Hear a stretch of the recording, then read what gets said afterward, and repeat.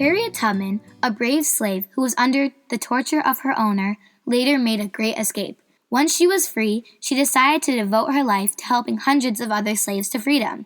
Harriet Tubman took a stand against slavery and was one of the main conductors of the Underground Railroad. She became an iconic figure in history for the dangers she faced, risking her life, leading slaves to freedom, spying for the Union during the Civil War, and fighting for women's rights after the slaves were emancipated by the 18th Amendment to the United States Constitution. She encouraged others to take a stand for what they believed in. Harriet Tubman was born into slavery in Maryland in about 1822. Her birth name was Arminta, but her nickname was Minty.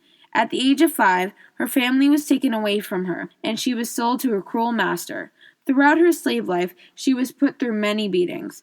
One time, when she was at a store for her owner, the store owner threw an iron weight at a runaway slave, but accidentally hit Harriet, giving her a major injury to the head. People thought she had epilepsy, and from then on her life changed. She would always have massive headaches, and would randomly fall asleep during everyday chores, and would have hallucinations of the future. These were some of the major things that encouraged her to take a stand against slavery. She realized what she was set out to do, and no one was going to stop her. White slave owners, or non-abolitionists, believe God created blacks to be inferior to whites. There was slavery in America since the 17th century. In the 1830s, 2 million people were slaves in America, out of a population of 12 million.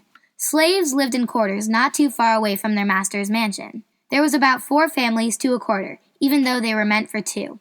They had to keep working from dawn to dusk, 6 days a week. Many of them died of overwork, starvation, and dehydration, and never got a break until nighttime. Most slaves would be separated from their loved ones, and if they didn't do exactly what they were told, they would get beaten until there were hundreds of scars on their bodies. The slaves soon had enough of this torture, so they started a revolt. A slave named William Turner led a rebellion that lasted 36 hours. 57 slaves were stabbed, and 80 to 100 whites were butchered. There were many people who would do anything to get slaves to freedom. These people were called abolitionists. They would give runaway slaves a place to stay, rest, get cleaned up, and eat. Along with Harriet, Frederick Douglass was a leading abolitionist and anti-slave campaigner. Douglass was the son of a black slave mother and a white father. 2 of them were born into slavery, escaped, then helped each other get slaves to freedom. Harriet once proudly pointed out to Frederick Douglass she never lost a single passenger. She helped about 300 slaves get to the Promised Land. She even led some past the border into Canada. Abolitionists' houses had a special lantern that showed the slaves that it was a safe place to stop and get help.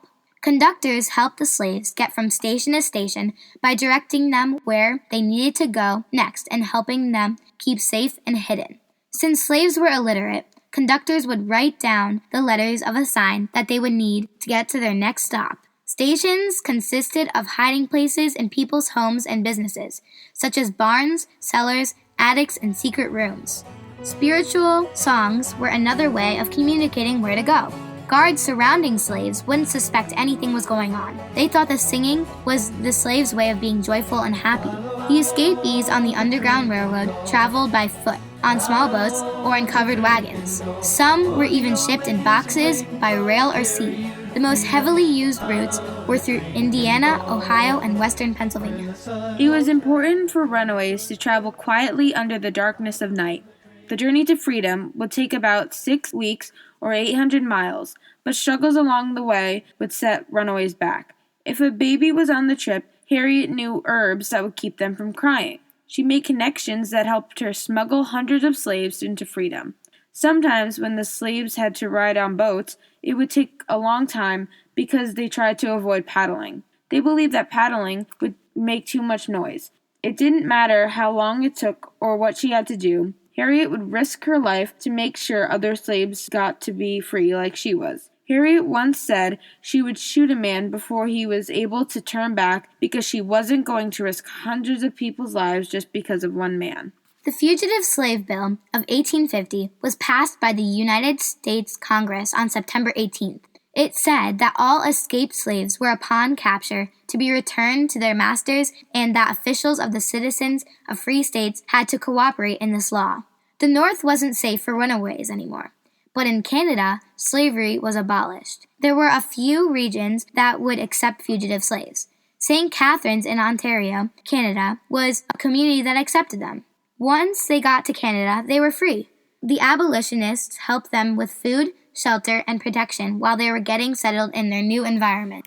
Many supporters of Harriet Tubman during her Underground Railroad years were involved in the women's rights movement. Tubman believed in the equality of all people, black or white, male or female. Tubman's role in the women's rights movement was not that of a leader, but of a strong supporter. As a woman who fought for her own freedom and freedom of others, Tubman set to work with her friends by touring and giving speeches about her own experiences as a female slave and as a liberator of hundreds born under the bondage of slavery. She described her years as Moses and the impact she had to those who founded freedom. She toured New York, Boston, and Washington, speaking in favor of women's suffrage rights. Harriet Tubman was especially interested in the rights of African American women. In 1896, when she was already weak, she was invited as a guest speaker at the first meeting of the National Association of Colored Women. Despite being illiterate, Tubman's speeches were popular and always left people wanting more. Women's suffrage in the U.S. was finally achieved in 1920 with the 19th Amendment to the Constitution, 7 years after Harriet Tubman died. Harriet was a very hard-working woman who used her abilities to help the Union Army during the Civil War. She was a nurse, a cook, and a spy for the Union. She served as a guerrilla operative, leading successful raids behind enemy lines. She also established networks in different communities to supply Union forces with information concerning troop placements, supply lines, and fortifications. As a nurse, she introduced a variety of herbal and holistic remedies to ailing soldiers, often curing what could have been fatal infections and diseases. After the war, Harriet received an $8 a month pension as the widow of a Civil War veteran.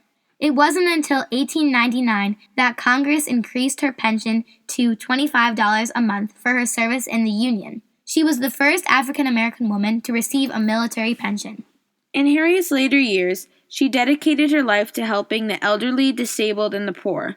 Because she was so committed to it, she purchased 25 acres in Auburn, New York. The Harriet Tubman Home for Indigent Colored People was founded in 1903 and formally opened in 1908. When Harriet grew old, she used the home for herself. The home was deeded to the AME Zion Church when she was too old to take care of the house herself. Today is the Harriet Tubman Historical National Park. In a letter Frederick Douglass wrote to Harriet, he said, "The midnight sky and the silent stars have been the witness of your devotion to freedom and of your heroism. I know of no one who has willingly encountered more perils and hardships to serve our enslaved people than you have. Much that you have done would seem improbable to those who do not know you as I know you. It is to me a great pleasure and a great privilege to bear testimony to your character and your works, and to say to those to whom you may come that I regard you in every way truthful and trustworthy." Douglass was truly touched by Harriet's actions and her stand against slavery, which served as an inspiration to him and many other abolitionists and civil rights leaders. Harriet Tubman was a strong woman, often doing the work of men. She was committed to her dream of freedom, equal rights, and helping people in need, devoting her entire life to these ideals. She was brave, strong, and courageous.